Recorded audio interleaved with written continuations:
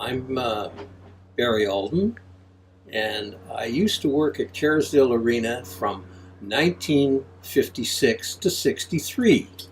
I was a rink rat and made my way up to the ice crew, and we made ice by hand in those days. So I was 40 hours on the ice, 44 hours on the ice a week. My real name was Robert Brian Armstrong. I was ice patrol.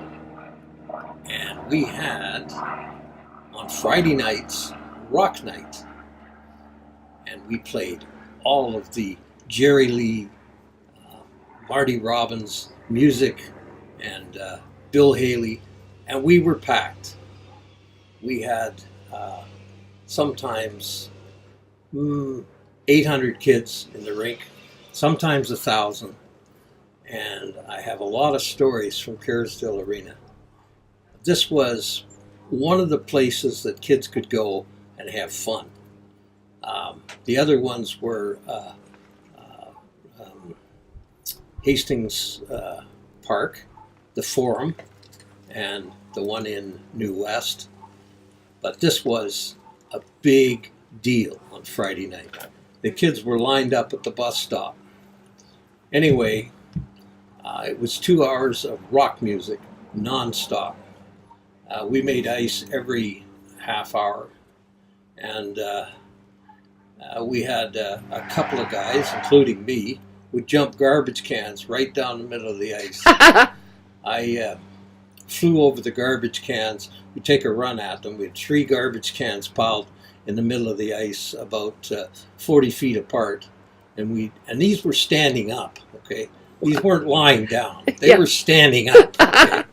And if I didn't make the can, I landed in it. And all the girls would boo, or all the guys would boo, and all the girls would cheer. We had about, in the 50s, we had about 22 rink rats would scrape the ice. This is before the Zamboni came along, and we had about 20 rink rats wiped out by the Zamboni. In those days, we scraped ice for 2 bits a scrape. What's a bit? What's a bit? A quarter? A quarter. Quarter a scrape. 56, I was working for a quarter a scrape. I was there all day long, and that's how I made the ice crew. Then I started at $320 a month, 44 hours a week. Wow. But Finn's Clothiers in I remember them, 41st Avenue, just west of Arbutus, you could buy a pair of blue jeans, Cowboy King blue jeans for $1.98. Wow. So gas was about 27 cents a gallon. Wow, times have changed. License fees, I got my first driver's license down the road at the motor vehicle branch in Arbutus. It was $5. That's all you had to pay was $5. And you didn't have to have car insurance. You didn't? Didn't have to have car insurance. So what happened if you got in an accident? Well, then they could sue you, but I didn't have car insurance till it came in mandatory in all those years, and I had a lot of cars, and I figured out what I would have paid under ICBC, and I had 2 fender benders, and I really saved money. Okay, I paid out of my pocket, but those cars were built in those days. That's a very true point. I was driving a 44 and 41 Dodge business coupes in those days. You must have been quite the hot tamale, because you were at the ice rink. Yeah. You were the ice rat. What is it, rink rat? No, I was a rink rat. Made the ice crew after 3 years, and then I was ice patrol.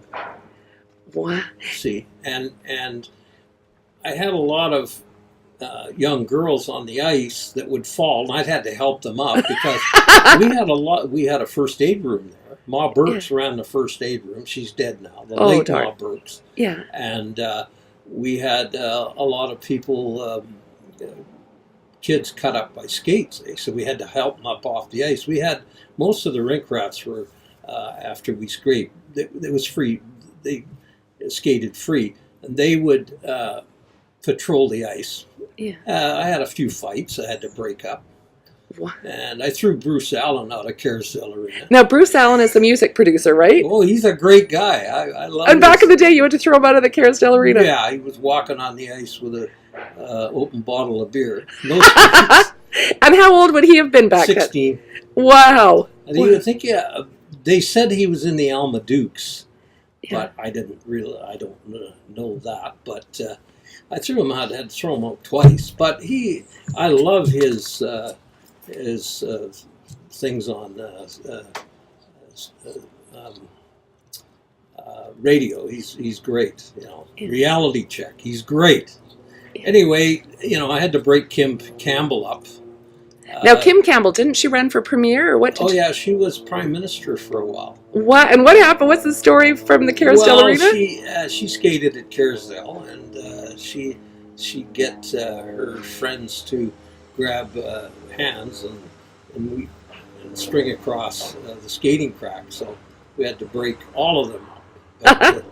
But we'd get 800 kids on the ice in that arena, and it was kind of deadly. I mean, you could just shuffle, But I had some really good skaters under me, and we maintained a crew. But we had the loudspeaker on top. We would stop everybody if they were misbehaving. We'd order them right off the ice with the with the PA system. Okay. Yeah. And we had control. It's not like public skating these days, but it was mobbed. I mean, we just couldn't handle the crowds. What was that? The funnest time? The funnest thing that you were? Great. It was the in those days there wasn't any drugs. Yeah. We didn't have we'd get the odd teenager on the ice stoned or drunk. Yeah. But we had control of the door. Eh? We wouldn't let them in. Yeah. So everybody, the kids were well behaved. Yeah. Most of them. And if there was any fights, we just broke it up. I mean, we had 20 bounces right on them. Okay? Wow. And we'd break it up. So it was a different time, wasn't it? It was a great time. And everybody paraded to the Avenue Grill after skating. That's right. They had the jukeboxes on each booth. Yeah. And George and Chris Bonney owned the Avenue Grill. And then they opened the El Matador on West Broadway. Yeah. And I booked Billy Gibson in. He was the organist with the Epics. And I booked him in for a year. And I've just renewed his contact in North Vancouver. So how many years had you not seen him for? About 30. And you just reconnected? Yeah. And he remembered you? Of course. That's exciting. Because we played North American ping pong. Most people don't know what that is. It's a four-man game with a hardball and bats. Oh, wow. Okay. Yeah. And I'm applying for patenting this, but... then don't mention it here, because don't mention it. Nope. Keep it quiet. No, it's in the works. But anyway, he had some friends that he couldn't beat, so I got playing with him, and we beat them.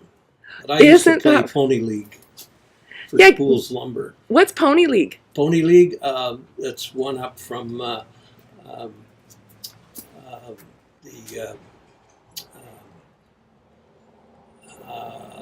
it's the next step to being a professional amateur player. Oh, congratulations to you. Well, can I ask this? We're running late. We're running around 10 minutes, and we know that our viewers generally don't have more than 10 minutes to spare to watch. So can I ask to have you back where you can tell us more stories and we can share more fun memories? Okay. I look forward to seeing you soon. Okay. Bye, all.